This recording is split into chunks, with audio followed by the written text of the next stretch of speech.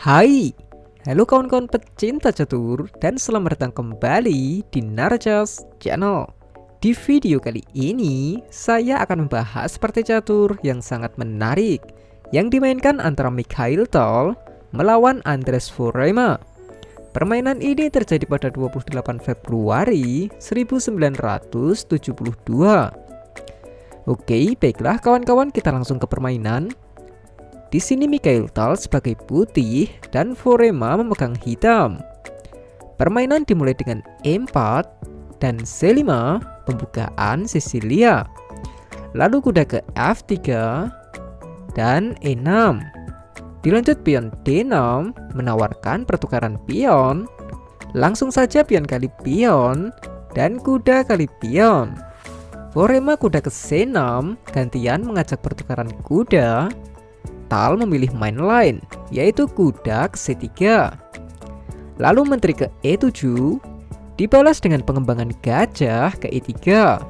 Dan selalu saya katakan, hal yang paling penting pada pembukaan Sisilia pada posisi seperti ini adalah pion A6.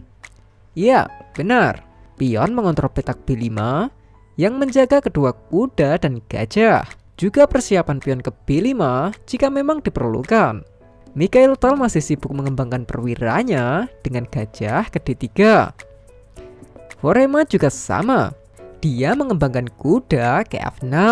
Persiapan gajah E7 atau D6 dan juga rokade pendek. Ya, tentu saja Mikhail Tal rokade pendek terlebih dahulu.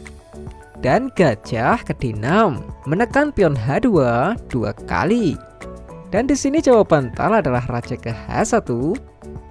Baik. Sebenarnya gerakan ini adalah gerakan bagus dan saya analisis cepat ya.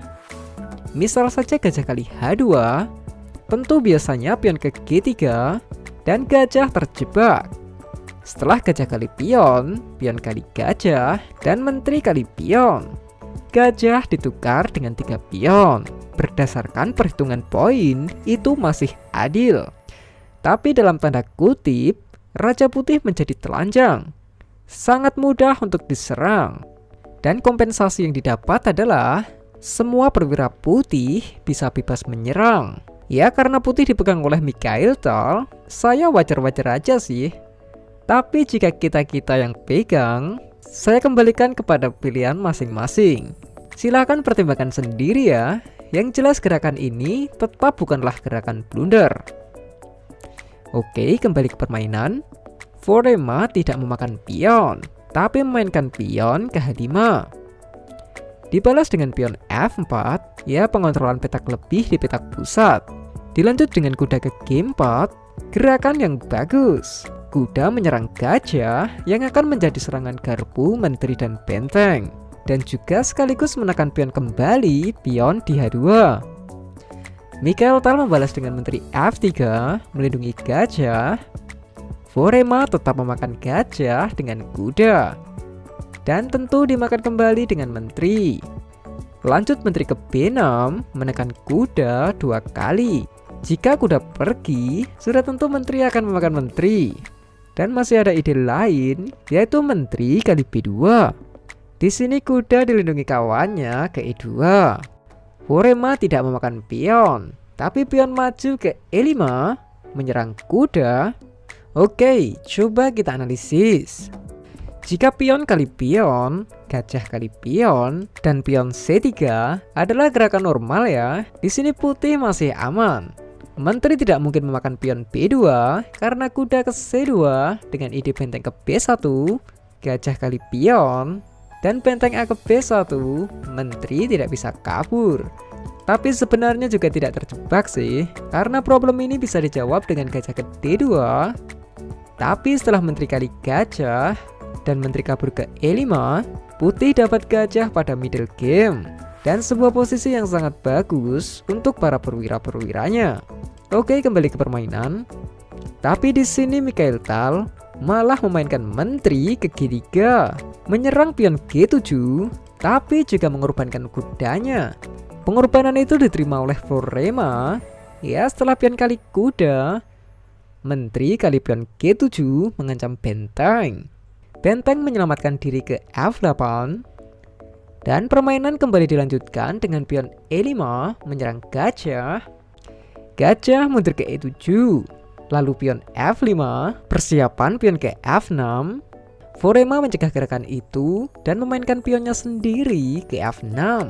Tapi pion F6 ini melepas penjagaannya di peta G6.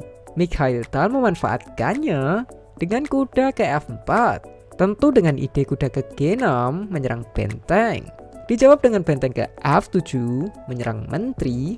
Oke, gerakan yang normal adalah menteri ke G8 skak. Jika gajah menutup skak, gajah C4 akan sangat berbahaya. Tapi Mikhail Tal memilih gerakan yang lagi-lagi aneh karena dia memakan pion F6 dengan pion dan mengorbankan menterinya. Oke, coba kita analisis. Jika benteng kali menteri, maka pion kali benteng.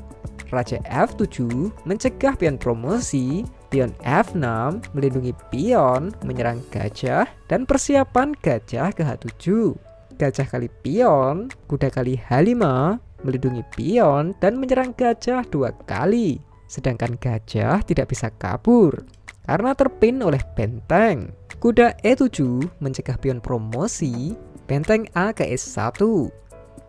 Kuda G8, gajah H7, kuda ke H6. Oh iya, sebenarnya kuda juga punya langkah spesial loh.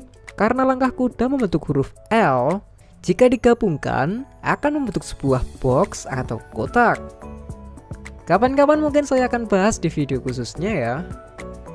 Oke, tapi setelah kuda kali F6, ancaman kuda D5 skak ster. Menteri harus memakan kuda dan diikuti pion promosi terlebih dahulu. Tapi misal saja raja kali pion, benteng F7 skak.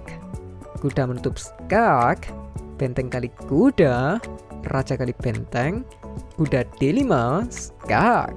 Raja G7, kuda kali menteri, raja kali gajah, dan kuda kali benteng. Kalian bisa hitung sendiri berapa langkah saya menganalisis ini.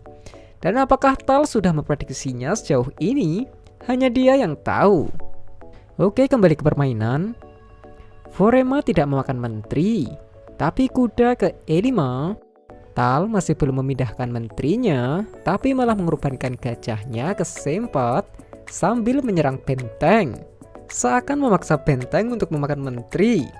Pengorbanan diterima. Forema memakan gajah dengan kuda. Menteri G8 skak. Gajah menutup skak.